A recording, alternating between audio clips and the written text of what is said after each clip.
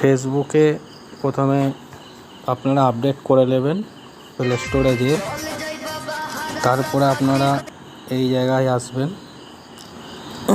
এই জায়গায় আসার পর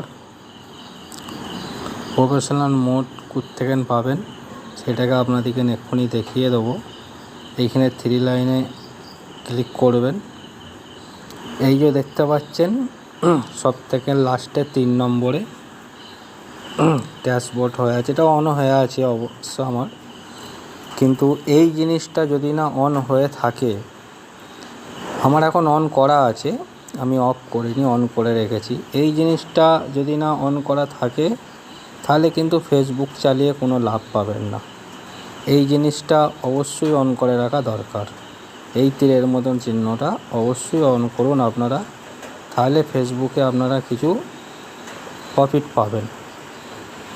যদি ভালো লেগে থাকে ভিডিওটা লাইক শেয়ার অবশ্যই করবেন, অবশ্যই কমেন্ট। ওইটা চালু করার পর এই জায়গাটায় এরকম আসবে, অবশ্যই লাইক শেয়ারটা